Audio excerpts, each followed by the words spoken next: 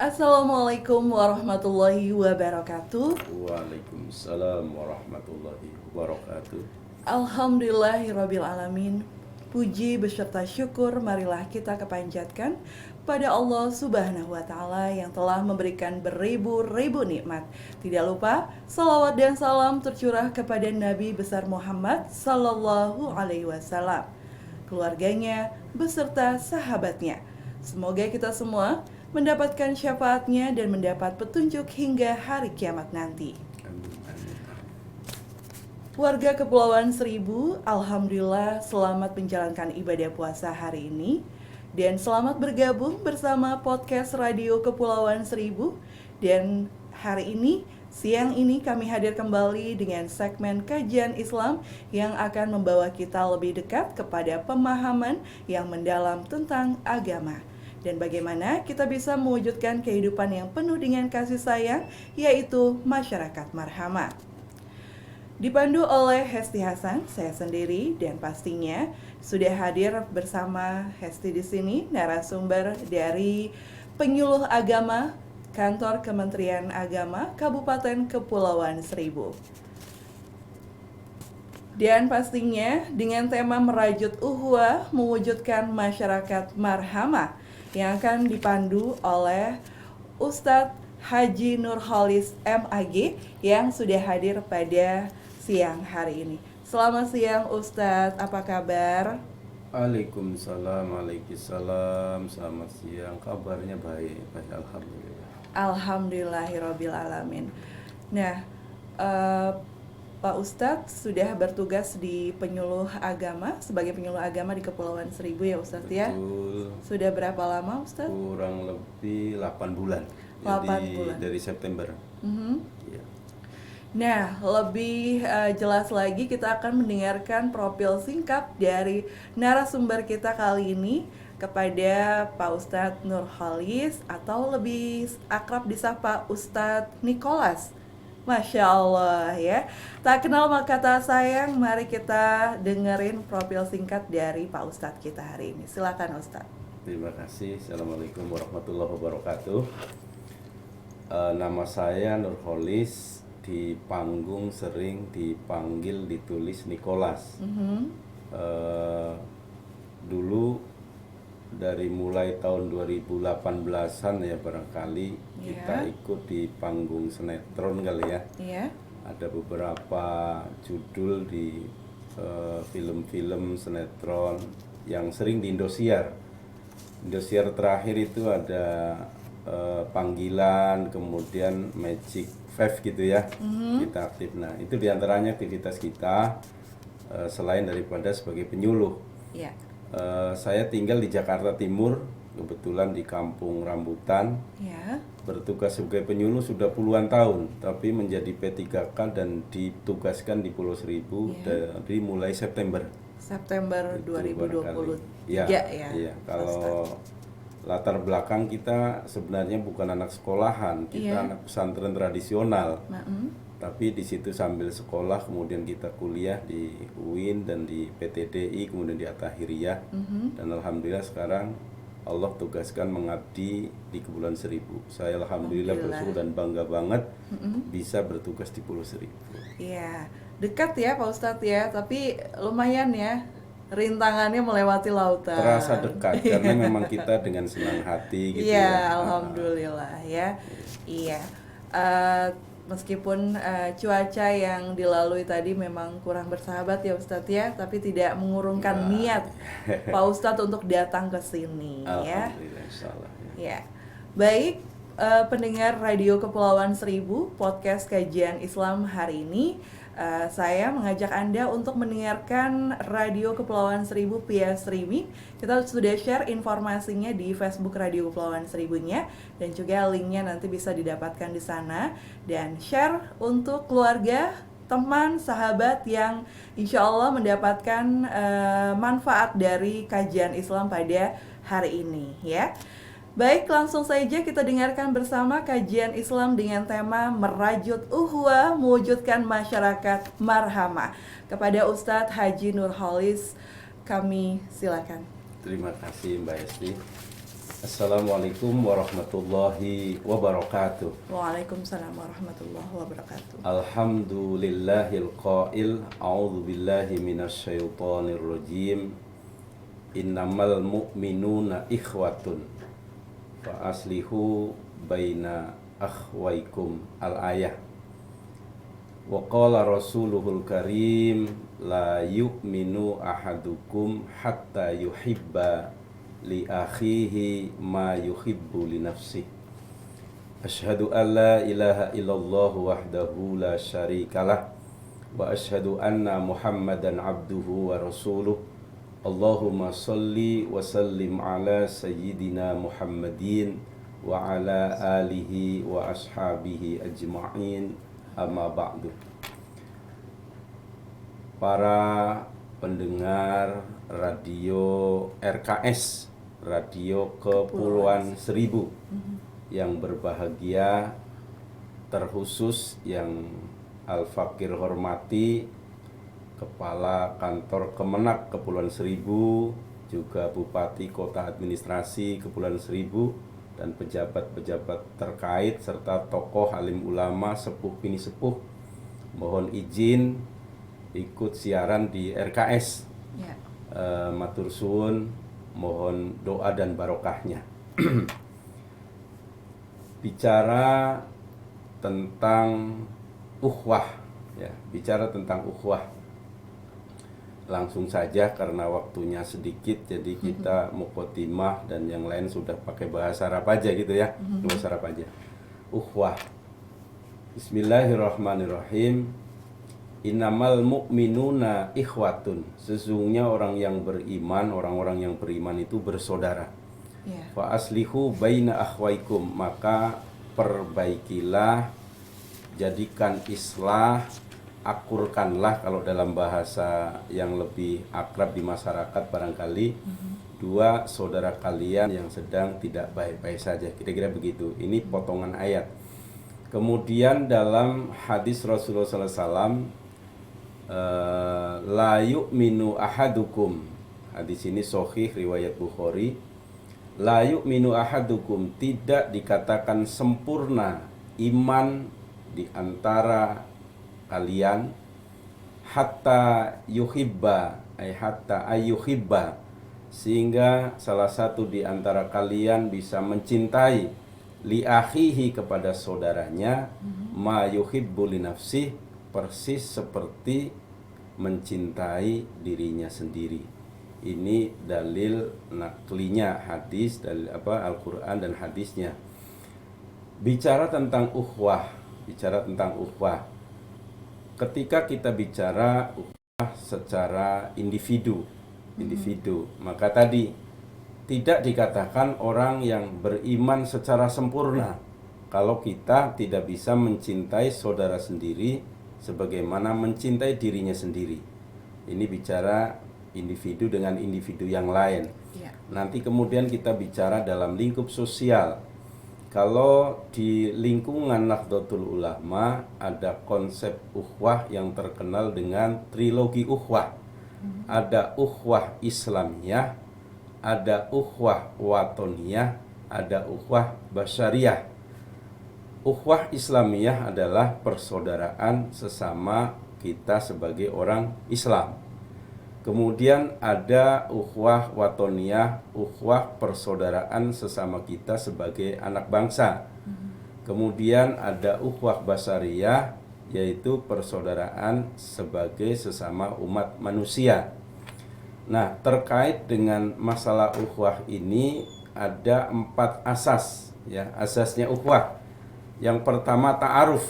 Jadi kita kenal dulu namanya siapa, what is your name, bahasanya kan man ismuka dan sebagainya, jenenge Rika sapa, bahasa orang Kebumen gitu ya, namamu siapa, udah saling ta'aruf. Setelah ta'aruf kemudian tafahum, saling memahami latar belakang pendidikannya, latar belakang keluarga, latar belakang suku dan sebagainya.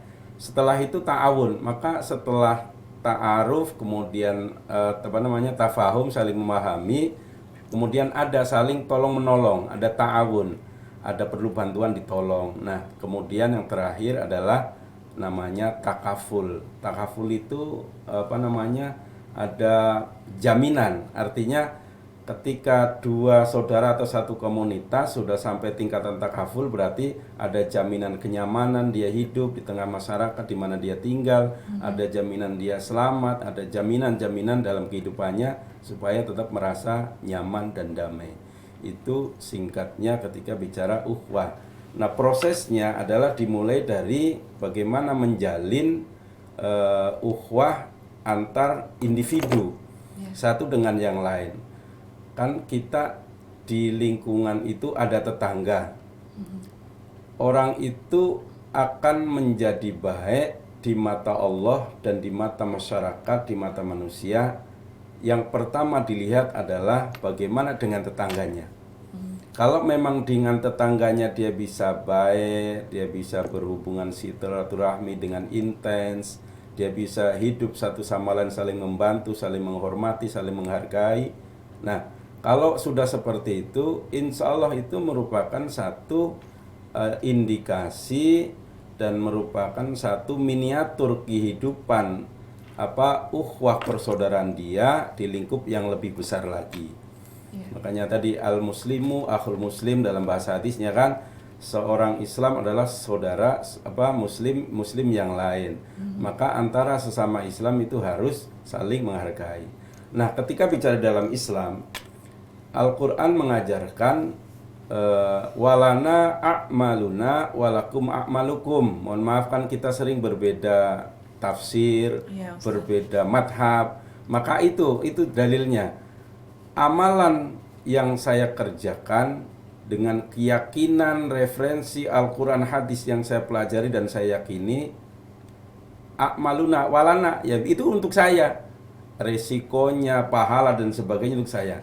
Walakum a'malukum, dan amalan yang kalian lakukan dengan segala referensi yang kalian yakini benarnya, itu akan didapatkan oleh kalian, untuk kalian. Itu untuk sesama kita muslim. Nah, ketika kita bicara keluar dengan non muslim, barangkali di sini adalah lakum dinukum waliyadin. Bagimu agamamu, bagiku agamaku. Jadi ini yang akan bisa menjaga ukhuwah. Maka kita dalam hidup bermasyarakat, berbangsa dan bernegara, yang pertama kita coba tahapan ukhuwah Islamiyah. Ukhuwah Islamiyah berarti saudara kita Muhammadiyah, saudara kita Al-Wasliyah, saudara kita Persis, saudara kita ormas-ormas lain NU dan sebagainya. Itu ukhuwah Islamiyah.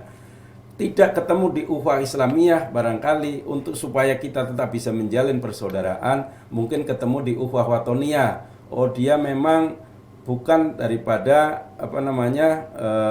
saudara kita, namanya lain agama, lain akidah, tetapi masih saudara kita. Kita harus menjalin hubungan silaturahim dengan mereka ketika dia masuk kategori sesama anak bangsa dengan kita. Karena sama-sama sebagai anak bangsa dari Negara Kesatuan Republik Indonesia. Namanya ukhuwah watoniyah. Tidak ketemu ukhuwah Islamiyah, nggak ketemu ukhuwah watoniyah, nggak ketemu. Kita semua jalan-jalan ke Amerika, ke Cina, lagi refreshing kita kan, liburan, cari suasana, barangkali kita ke negara-negara lain yang notabene non muslim, gitu kan, masih tetap kita bisa menjalin silaturahim, menjalin persaudaraan, menjalin ukhuwah. Itu masuk kategori ukhuwah basariyah atau ukhuwah insaniyah, persaudaraan sesama umat manusia. Ketika konsep persaudaraan baik Islamiyah, Watoniyah, gitu ya, kemudian insaniyah, kita bisa terapkan dalam kehidupan kita, dimulai dari lingkup yang paling kecil, keluarga, RT, kemudian satu wilayah kabupaten kota sampai satu negara, sampai kemudian insya Allah kita akan menjalin hubungan ukhuwah yang kemudian memunculkan masyarakat marhamah tingkat dunia. Ketiga-tiganya konsep ukhuwah Islamiyahnya, ukhuwah watoniyahnya, ukhuwah basariyahnya. Dan yang paling diidam-idamkan adalah wabil khusus di negeri kita adalah ketika ini sudah bisa kita lakukan, maka akan muncul namanya masyarakat marhamah, atau barangkali ada istilah lain, orang bilang civil society, masyarakat madani, atau lebih keren lagi baldatun thayyibatun wa rabbun ghafur. Masya Allah. Udah berapa menit? Baru berapa menit Pak Ustadz? Belum lama ya, baru 15 menit. Nah, ini barangkali nah terkait dengan bulan Ramadan. Iya. Bulan Ramadan ini adalah satu bulan yang momen ini sangat amat pas buat menumbuh suburkan Ya. uhwah, budaya persaudaraan, budaya kebersamaan, di mana banyak momen kumpul-kumpul. Kita ini kan ceritanya puasa nih. Iya, Ustaz. Sampean puasa ya? Alhamdulillah puasa, Karena Ustaz. perempuan kadang-kadang ada satu hari yang malah tidak boleh puasa, tapi lagi puasa ya. Puasa. Alhamdulillah, Mbak Esti puasa. Gini, orang berpuasa itu sebenarnya kalau kita hayati, Allah sedang ngajari kita, sedang bimbing kita untuk lapar, untuk haus. Ya. Kalau dalam bahasa Amerikanya kencot, sampean nggak paham. Yang paham orang Jawa Tengahan Saya itu. nggak paham bener. Saking laparnya itu. Nah, itu sebenarnya Allah sedang membimbing kita, ngajari kita untuk merasakan apa yang dirasakan oleh saudara kita fuqara masakin. Kita sering melihat orang lain sama dengan diri kita, mau belanja apa ada, mau makan apa ada. Padahal masih banyak saudara kita yang mohon maaf hidup di bawah garis kemiskinan. Iya, Ustaz. Betul. Ya buat besok beli apa, belanja apa, itu nggak ada duitnya. Itu saya tahu Al-Fakir ketika dulu pernah menjadi pengurus di lingkungan RT RW. Jadi kepekaan kita terhadap lingkungan itu, nah tadi didorong dari latihan kita lapar, latihan kita haus. Oh ternyata nggak enak lapar, nggak enak haus, nggak enak jadi orang miskin gitu, maka kita akan peka, akan peduli. Nah dari situ maka para guru-guru kita, ulama-ulama kita semenjak dahulu itu memberikan kebiasaan namanya ngasih tajil. Di kampung-kampung tajil secara bergilir, ke musola, buka bersama, terus satu seumpama hari ini si A si B, besok ya secara bergantian. Ini dalam rangka tadi, satu ada kepekaan setelah dia puasa, Ya. latihan untuk ada kepedulian sosial, peka terhadap sesama. Yang kemudian yang kedua adalah merajut ukhuwah, kebersamaan, supaya di situ ada barang-barang kumpul-kumpul gitu kan, seperti itu. Nah, kebiasaan-kebiasaan seperti tadi tajil dan sebagainya yang dilakukan oleh orang-orang tua dulu ini juga tidak asal-asalan. Beliau-beliau adalah mengacu pada hadis Rasulullah, man fattara shaiman, ya, siapa saja yang ngasih bukaan terhadap orang yang berpuasa, falahu mislu ajri, maka orang itu akan mendapatkan pahala sebesar pahala orang yang berpuasa. Hoiro annahu la yangkusu ajro so'im se'an, tidak mengurangi sedikit pun dari pahala orang yang berpuasa. Nah ini salah satu momen Ramadan untuk membangun ukhuwah, terutama ukhuwah Islamiyah. Itu barangkali ya. Nah kemudian nanti muncul momen-momen 17 Agustus. Ya. Bagaimana di situ dijadikan momen untuk membangun ukhuwah watonia. Kemudian ada momen-momen lagi, seumpama hari ibu atau hari apa, itu bisa dijadikan satu momen persaudaraan atau ukhuwah basaria yang di situ sudah lingkupnya global dunia. Ya, Itu barangkali Mbak Hesti, kita bicara tentang merajut ukhuwah untuk mewujudkan masyarakat yang marhamah. Baik Ustadz, terima kasih kajian Islamnya. Pendengar Radio Kepulauan Seribu dimanapun Anda berada, kami mengundang Anda untuk bertanya kepada Ustadz kita hari ini, atau bisa juga ya komen ya di via Facebook ya, atau bisa japri saya langsung ya di nomor berikut ini. Ya, baik, tadi sudah kita dengarkan bersama ya, kajian Islam, tema merajut ukhuwah, mewujudkan masyarakat marhamah. Baik, sekarang saatnya Hesti pengen tanya begitu banyak nih sama Ustadz kita di siang hari ini, Ustadz. Nah ini nggak banyak sih, cuma 5 ya Ustadz ya. Oh iya, nggak apa-apa, silakan. Iya. Nah, mengenai tema di bulan Ramadan ini ya. Ustadz, bagaimana sih Ramadan ini dapat menjadi momentum yang penting dalam merajut ukhuwah dan memperkuat tali silaturahim di tengah masyarakat? Adakan momen-momen kumpul banyak orang. Di lingkungan sekolahan bisa diadakan namanya pesantren kilat. Kayak kami sendiri di lingkungan kami tinggal, anak-anak sekolah yang dalam tanda kutip nutrisi pendidikan agamanya masih dalam tanda kutip kurang gitu ya, mohon maaf ya. Betul. Kita bisa tawarkan untuk ikut pesantren kilat di kita punya masjid, kita punya madrasah.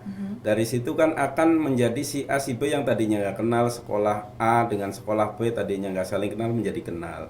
Setelah kenal kan disitulah merajut ukhuwah, maka satu sama lain saling silaturahmi, menjadi persaudaraan dan menjadi jamaah kita pengajian. Itu kan membentuk satu komunitas ukhuwah Islamiyah agar perjalanan dakwah dan misi daripada dakwah bisa cepat untuk terrealisir. Ini seperti itu. Adakan pesantren kilat, adakan taklim ibu-ibu, tadarus bersama, zikir bersama. Bahkan di Jawa itu ada perkumpulan orang-orang sepuh yang khusus di bulan Ramadan itu di situ sholat jamaah setiap saat, sholat tarawih berjamaah, kemudian ngatamin Quran tadarus bareng-bareng itu secara jama'i. Itu kiat-kiat bagaimana membangun ukhuwah di momen-momen Ramadan. Iya. Nah, itu yang bisa kita lakukan ya, pendengar Radio Kepulauan Seribu, supaya silaturahmi kita tetap terjalin ya Ustadz ya, apalagi di bulan suci Ramadan. Termasuk kegiatan lomba-lomba gitu Ustadz, boleh ya? Lomba-lomba, bahkan mohon maaf ini di hotel gitu ya, di kantor-kantor, kemudian di apartemen-apartemen, karena kita kan namanya penyuluh gitu ya. Jadi diundang kadang di hotel, kadang-kadang di kolam renang. Bulan puasa kuliah zuhur di kolam renang. Yang renang-renang, yang sholat-sholat, yang ngaji-ngaji. Tapi paling tidak saya ambil positifnya, kita anggap saja di apartemen. Lingkungan apartemen yang cenderung individualistik barangkali ya. Ketika diadakan taklim bersama, sorenya ada buka bersama, kan satu sama lain saling kenal. Betul. Nah, ini salah satu merajut ukhuwah. Untuk bagaimana komunitas di salah satu apartemen tersebut bisa rukun, bisa damai, bisa merasa merasa nyaman seperti itu. Nah, itu bagian daripada merajut ukhuwah, mewujudkan masyarakat marhamah untuk di lingkungan apartemen. Betul. Seperti itu. Baik, makasih Ustadz ya penjelasannya. Nah, pendengar Radio Kepulauan Seribu, pertanyaan kedua nih, Hesti lanjutkan lagi ya Ustadz ya. Apa yang dapat dilakukan setiap individu dalam bulan suci Ramadan ini untuk meningkatkan rasa empati dan kepedulian terhadap sesama, serta bisa memperkuat ukhuwah Islamiyah? Satu, puasanya serius. Karena dari saya sebagai penyuluh itu sering ada laporan, Pak Ustadz tahun lalu saya nangis, puasanya masih kurang. Kurang berapa sampean? Kurang 30 hari. Ya pada baru puasa, sama aja nggak puasa. Nggak puasa. Iya, terus ada yang kurang 5 hari, ya itu dimaklum. Nah, puasa yang serius, puasa itu kan urusan Allah. Yang balas juga Allah kan. Betul. Artinya apa? Kita boleh ngomong puasa di depan Mbak Hesti. Tahu-tahu masuk kamar minum, masuk kamar mandi ngarokok gitu kan. Jadi puasa itu urusan Allah, yang tahu Allah, manusia nggak bisa menjadi ukuran orang puasa apa enggak.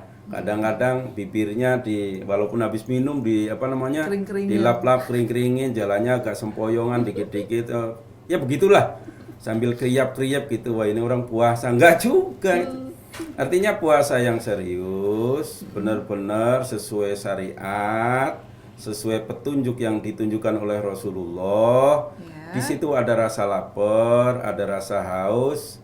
Rasakan bahwa kita sedang dibimbing Allah untuk merasakan apa yang dirasakan saudara kita fuqara masakin. Maka kalau kita sudah sampai ke tingkatan itu, akan muncul kepekaan.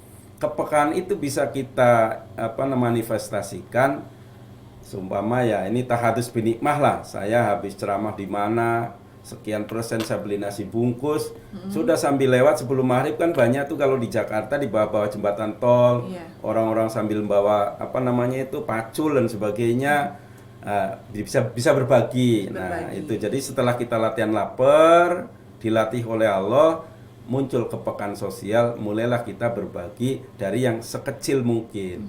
Mampunya 10 bungkus nasi uduk ya 10 bungkus. Kalau kemarin saya diundang satu pengusaha santunan yatim 1000 yatim, ya karena dia 1000 yatim dia mampu. Tapi dulunya mulai 5.000 paling anak 5, usahanya maju berkah dia peka terhadap sosial, peka terhadap orang lain, terutama dalam ini yatim, usahanya maju besar luar biasa. Ya kalau saya mampunya 10 ya 10 bungkus saja. Tapi paling tidak ada hasil. Ada empati kita, hasil daripada kita puasa. Seperti itu. Iya, betul ya. Terus Ustadz gimana sih caranya nahan emosi gitu di bulan Ramadan? Nahan emosi kan Rasulullah ajarkan gini, kalau seandainya kalian sedang berpuasa, kemudian ada orang ngajak debat, ada orang ngajak berantem, maka kata Nabi, fakul inni so'imun, mohon maaf, saya sedang berpuasa.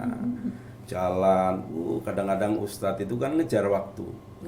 Ustadz itu ngejar waktu, kebut-kebutan bukan karena pengen balapan, ngejar waktu. Ada orang nganggap bahwa kita ini ngajak balapan, dikejar-kejar. Kita buka kaca, pakai mobil, dia lihat pakai sorban, oh Pak Ustadz. Tapi tetap ada yang bandel. Ada yang bandel terus kebut-kebutan. Akhirnya ya sudah, kita ngomong, mohon maaf kita sedang berpuasa. Takut ada clash dan sebagainya. Seperti itu. Atau bahkan sudah terjadi gesekan apa, ya sudah mohon maaf. Kalau memang mau selesaikan formal ya kita kantor polisi, atau secara damai kekeluargaan. Kalau memang dirugikan ya kita kasih berapa, udah selesai. Intinya seperti itu. Jadi puasa itu kita diajarin untuk bisa menahan emosi. Maka di luar puasa hasilnya kita akan menjadi orang yang bisa memanage diri, terutama tokoh masyarakat, public figure. Ketika seorang host nih kayak Mbak Hesti nih, mancing-mancing, tokoh public figure, mau politikus, terpancing marah-marah. Orang kalau marah, zahaba sulusai aklihi, 2/3 akalnya hilang. Maka kata-kata kalimat yang keluar itu nggak kontrol, yang nggak pantas diucapkan. Maka nama baiknya biasanya hancur, gara-gara tidak bisa menahan emosi seperti itu. Itu juga hasil daripada latihan tadi.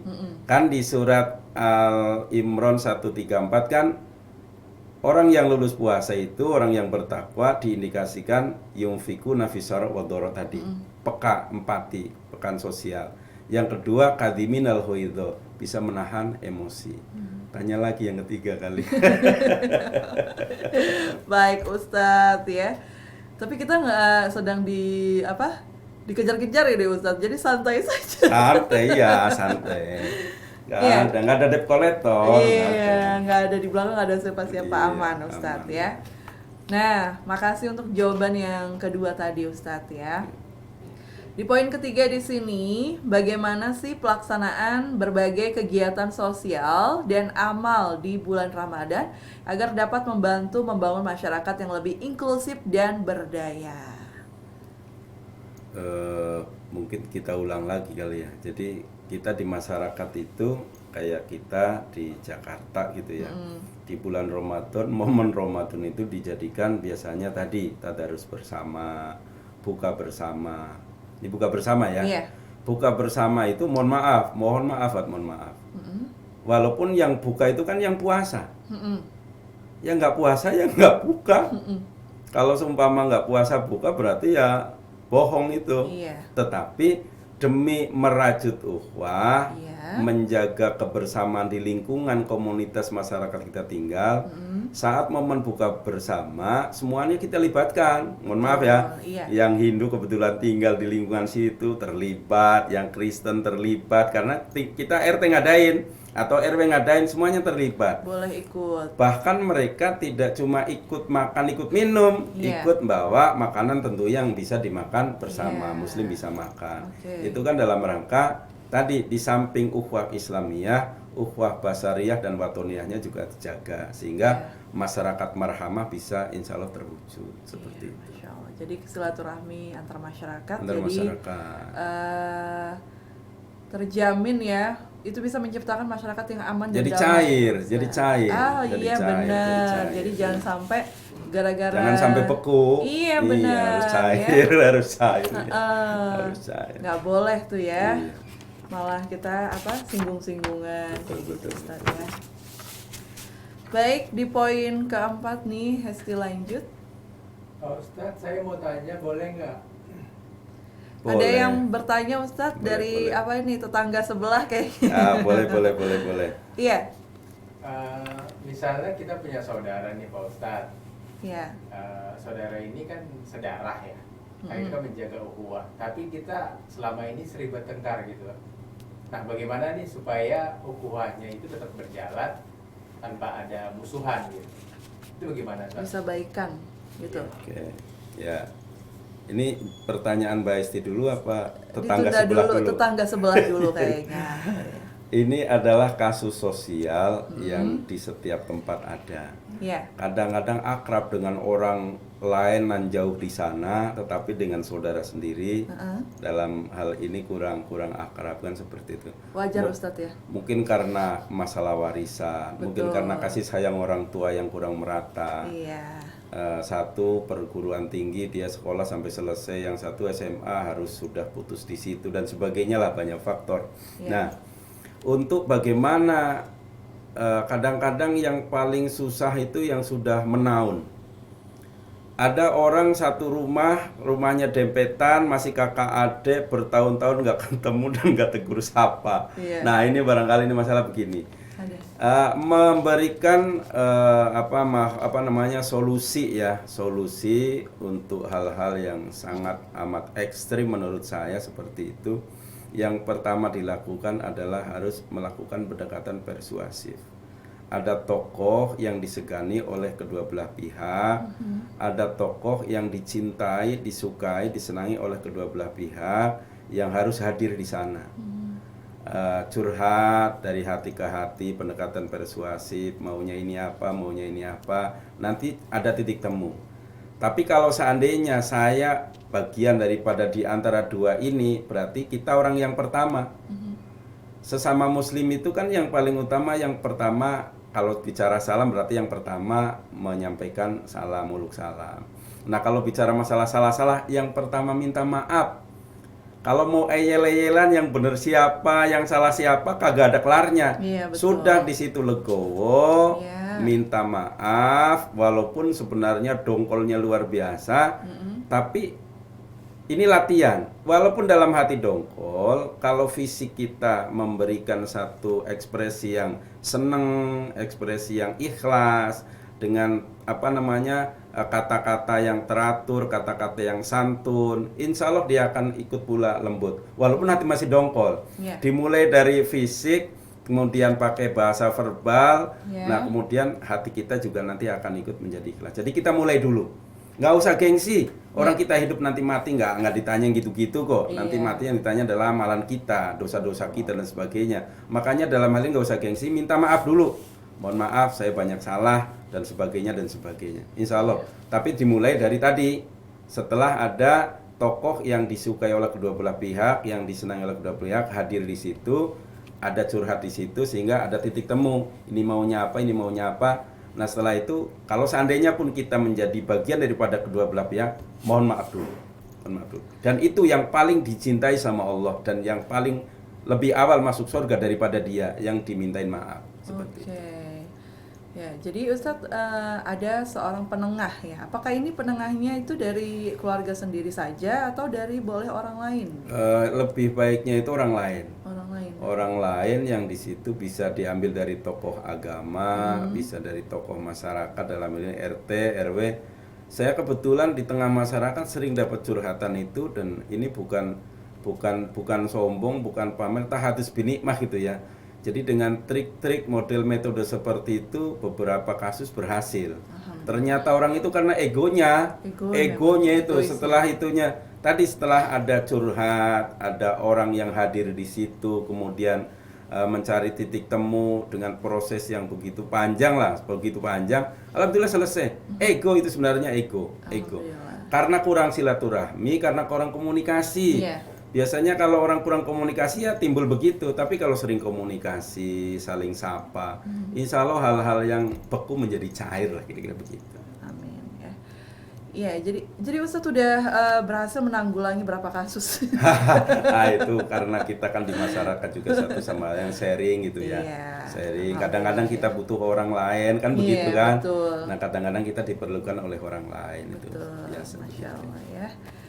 Baik, Hesti lanjutkan ke pertanyaan keempat nih Pak Ustadz ya. Silahkan. Mengenai apa peran masjid dan lembaga keagamaan ya dalam memfasilitasi kegiatan-kegiatan yang memperkuat ukhuwah di bulan Ramadan. Ya. Kita di lingkungan masyarakat ada tempat berkumpul namanya seumpama balai RW. Tapi juga ada tempat berkumpul untuk ibadah namanya masjid, atau kalau nggak buat Jumatan biasanya namanya langgar, suro atau musola. Nah, momen-momen Ramadan ini masjid musola itu punya peran yang sangat penting agar bagaimana ukhuwah Islamiyah, Basariyah dan Watoniyah bisa terwujud, terutama ukhuwah Islamiyah. Apa perannya masjid? Masjid satu, dia sebagai tempat kumpul di mana sholat 5 waktu, tempat kumpul di mana hari-hari besar keagamaan, tempat kumpul terutama taraweh. Taraweh itu rame itu, terutama hari pertama itu masjid sampai penuh itu. Betul. Nah, itu mulai hari Pertama. ke-10 itu penuh juga sampai ke jalan-jalan, tapi sendalnya doang, sendalnya sampai jalan gitu. Orangnya cuma 3 baris, udah banyak pada pergi ke mall, kira-kira begitu. Nah, masjid musola punya peran penting untuk bagaimana berusaha ikhtiar mewujudkan masyarakat yang marhamah dengan menjalin ukhuwah tadi. Masjid mengadakan kepanitiaan Ramadan. Panitia Ramadan kemudian salah satunya adalah menjadwal masalah tajilan tadi, ngasih tajil. Kemudian menjadwal khotib, kultum. Menjadwal untuk menjadi bilal. Untuk menjadwal menjadi muadzin. Jadi momen Ramadan masjid musola dijadikan training masyarakat supaya bisa, mohon maaf, takut ustadznya nggak ada, Jumatan batal. Ini pernah ini. Jadi ini saya pernah alami gitu ya. Jadi satu masjid ini maka kemudian muncul lembaga-lembaga dakwah yang di situ membuka kursus imam dan khotib. Ini dimulai dari kasus ini. Jadi ada satu masjid ketika khotib berhalangan, khotibnya sudah dihubungi, oke, siap insya Allah, jalan tuh khotib. Di tengah jalan kecelakaan. Waktu Jumat kan nggak bisa diundur. Nanti ya nggak bisa itu. Ya sudah. Dilalah kersane Gusti Allah, apa bahasa sininya itu.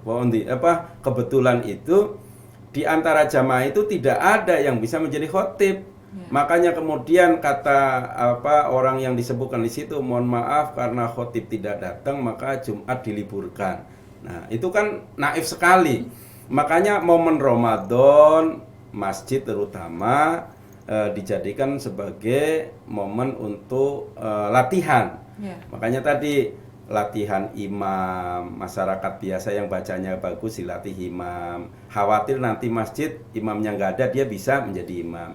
Latihan imam dan khotib, takutnya masjid itu satu saat khotibnya berhalangan, paling tidak dari orang dalam bisa menjadi khotib. Kemudian tadi anak-anak regenerasi, Bilal jangan akiki terus, muadzin jangan akiki terus. Aki-aki jadi muadzin, aduh suaranya udah nggak enak didengar. Mana corong tuanya kenceng banget. Nah, regenerasi, cari anak-anak muda terutama yang potensi suaranya bagus, dilatih adzan, undang qori untuk membimbing bagaimana adzan yang bagus. Nah, itu juga di momen Ramadan. Kemudian juga latihan bilal. Kan ada masjid-masjid mungkin mayoritas gitu ya. Kalau tarawih itu ada bilalnya. Itu kan solu sunnat tarawih itu yang suka begitu tuh.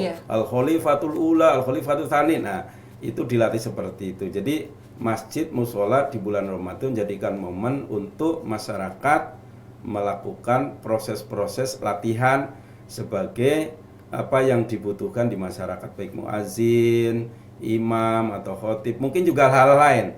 Bisa tadi mengadakan satu ada juga Ramadan mengadakan mohon maaf ibu-ibu majelis taklim mengundang apa itu yang tukang masak namanya tuh chef gitu ya, iya. chef untuk masak supaya apa? Supaya menjadi istri yang solihah, melayani suami dengan masakan-masakan yang luar biasa. Betul. Jadi itu peran masjid dan musola mestinya seperti itu, idealnya begitu. Ya, nanti ini ada tugas Ustadz yang menyampaikan ke setiap di penyuluhan masjid-masjid, kita ya, itu di biasanya Pulau begitu. Seribu, Ustadz ya.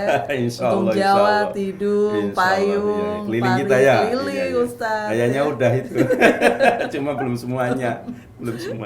Baik Ustadz. Nah, yang terakhir Ustadz ya, pengennya sih masih ada lagi nih Ustadz, 5 lagi sampai sore ya. Oke, yang terakhir Ustadz, pertanyaan saya adalah bagaimana pentingnya menjaga dan memperkuat ukhuwah di bulan Ramadan untuk menciptakan masyarakat yang lebih harmonis dan penuh kasih sayang ya, serta bagaimana kita dapat menjaga semangat tersebut setelah bulan Ramadan ini berakhir. Ya, ini saya bicara masyarakat marhamah berarti kan nggak muslim saja ya. Iya. Jadi kalau dalam bahasa hadis Nabi gini, man adza dimiyan faqad adzani wa man adzani faqad adalloha. Ini. Barang siapa yang membenci, menyakiti zimi. Zimi itu dalam terminologi bahasa kemarin belum lama itu ada, kalau dalam PBNU namanya Bahsul Masail. Definisi zimi itu adalah saudara kita sesama anak bangsa yang warga negara NKRI Kesatuan Republik Indonesia yang akidahnya beda, tapi bisa hidup bertetangga dengan kita merasa nyaman tinggal dengan mereka juga merasa nyaman tinggal dengan kita, punya hak dan kewajiban yang sama, itu zimi, tidak memusuhi kita, itu zimi. Barang siapa yang menyakiti zimi, menyakiti non muslim yang modelnya seperti tadi, kata Nabi, faqad adzani, maka orang itu sama saja menyakiti aku. Waman adzani, dan barang siapa yang menyakiti aku, faqad adzallaha, maka orang itu telah benar-benar menyakiti Allah. Ini konsep moderasi, toleransi di dalam Islam. Jadi kalau kemudian Islam muncul, ada Islam radikal, Islam yang garang, gak ada itu. Ajaran Islam itu benar-benar rahmatan lil alamin, benar-benar memberikan, menyebarkan kasih sayang, rahmat terhadap seluruh alam, mau di agamanya Islam maupun muslim, bahkan tidak hanya umat manusia, sama makhluk lain juga seperti itu. Nah, dalam momen bulan Ramadan untuk meningkatkan masyarakat yang marhamah, jangan hanya didominasi oleh orang Islam saja. Banyak saudara kita yang di Jakarta ini kan majemuk lah, tinggal di satu RT, di situ ada 3 agama kan begitu. Seperti tadi saya sampaikan, libatkan mereka mau kok silaturahimi, libatkan mereka dalam kegiatan buka bersama atau kegiatan-kegiatan yang lain, insya Allah mau. Nah, momen-momen apalagi pernah ada 17 Agustus adanya di bulan Ramadan itu. Kita ngadain 17-an Agustus jauh sebelum waktu maghrib, pas maghrib buka bersama. Nah, libatkan mereka dalam kegiatan ini, insya Allah satu sama lain walaupun beda agama nanti akan saling memiliki, saling mencintai, saling merasa sebagai saudara, saling memiliki lingkungan, kemudian merasa sehati, merasa sehelo, merasa setanah air, maka di situ ada ikatan. Saya sedikit tambahkan barangkali, kami pernah dulu bentuk namanya organisasi KKW. KKW ini begini, kerukunan kematian warga. Jadi kalau ada orang meninggal, kita ada namanya kartu taksiyah, waktu itu harganya 2.000, satu RW itu bisa dapat 7 juta. Dari 7 juta itu bisa buat untuk pengurusan jenazah, dari mulai memandikan, mengkafani, nyolati, memakamkan dan sebagainya. Ini juga terlibat saudara-saudara kita yang non muslim. Dia ketika meninggal ya sumbangan itu, walaupun prosesi itu kita nggak ikut, tapi setidaknya kita ada empati, kita ada tanggung jawab. Karena punya kewajiban dan punya hak yang sama. Dari situ kemudian acara apapun kemasyarakatan tidak lagi ada gap non muslim, ini muslim, atau ini muslimnya begini, ini yang pakai kunut, hingga insya Allah kebersamaan itu akan bisa terwujud, muncul masyarakat marhamah. Alhamdulillah ya. Mudah-mudahan itu juga yang terjadi di Kepulauan Seribu ya.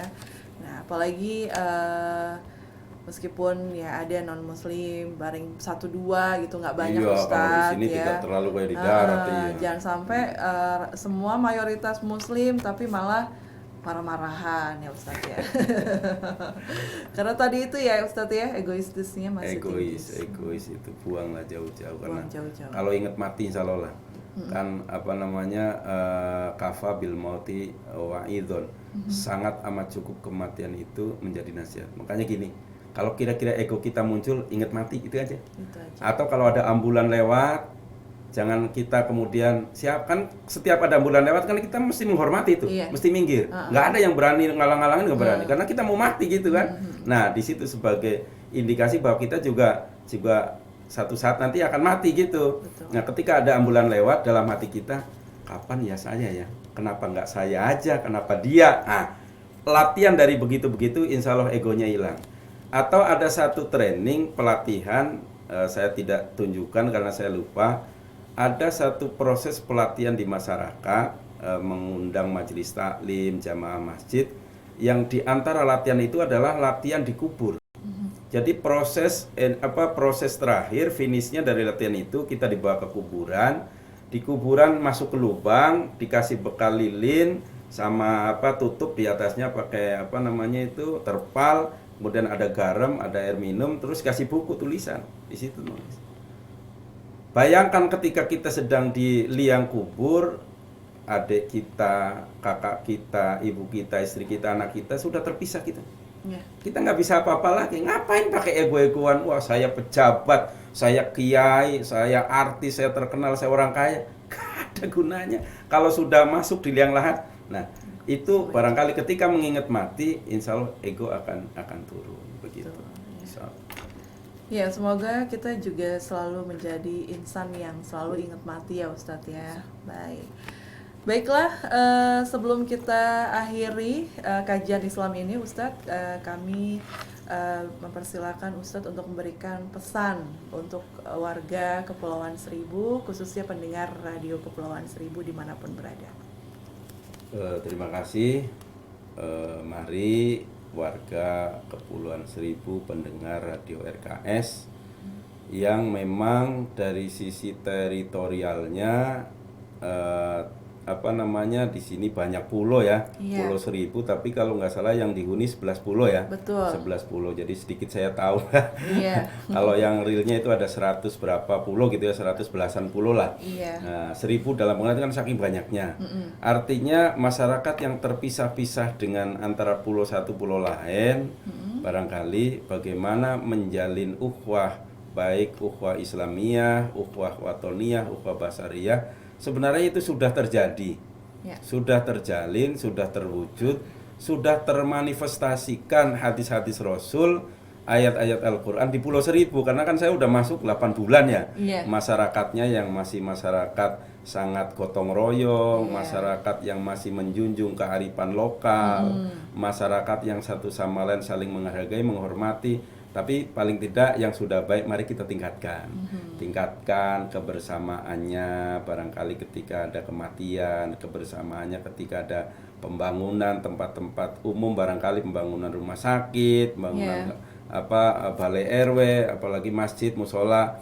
Mari kita gotong royong di situ sehingga insya Allah dimulai dari diri kita, keluarga kita, rukun gitu ya, gotong royong, kita jaga kebersamaan, ukhuwah, nanti akan muncul masyarakat Pulau Seribu yang marhamah. Sehingga baldatun thayyibatun wa rabbun ghafur di negeri kita Indonesia akan dimulai dari masyarakat Kepulauan Seribu. Insya Allah. Terima kasih atas berkenan mendengarkan apa yang saya sampaikan. Mudah-mudahan ada manfaatnya, dan kalau memang di situ banyak kesalahan kekurangan, mohon dibukakan pintu maaf yang sebesar-besarnya. Amin ya Rabbal. Terima kasih. Wallahul muwaffiq ila aqwamit thoriq. Wallahul muwaffiq ila aqwamit thoriq. Wallahul muwaffiq ila aqwamit thoriq. Assalamualaikum warahmatullahi wabarakatuh. Waalaikumsalam warahmatullahi wabarakatuh. Terima kasih Ustadz sudah menyampaikan kajian Islam pada tema merajut ukhuwah untuk mewujudkan masyarakat marhamah. Semoga kajian ini bermanfaat untuk pendengar radio Kepulauan Seribu dimanapun berada. Dan kalau ada kata-kata yang salah ya, jangan disimpan dalam hati. Ada peribahasa lanjutannya Ustadz. Baik, saya mengucapkan terima kasih Ustadz sudah ada waktunya dan rezeki untuk kita semua juga untuk hadir di Radio Kepulauan Seribunya. Semoga ada waktu nanti kita jumpa lagi Ustadz ya. Panjang umur, sehat Amin, semuanya. amin, amin. Terima kasih Ustadz. Mohon maaf dan selamat berpuasa ya Ustadz ya. Iya, kita puasa. Waalaikumsalam. Pendengar Radio Kepulauan Seribu dimanapun Anda berada, itulah tadi kajian Islam podcast Radio Kepulauan Seribu mengenai merajut ukhuwah untuk mewujudkan masyarakat marhamah di bulan suci Ramadan. Semoga kajian Islam kali ini bermanfaat untuk kita semua dan bisa mengambil hikmah dari kisah-kisah yang disampaikan oleh Ustadz Nurholis tadi ya. Terima kasih atas kebersamaan Anda. Saya Hesti Hasan pamit dari ruang dengar Anda. Wassalamualaikum warahmatullahi wabarakatuh.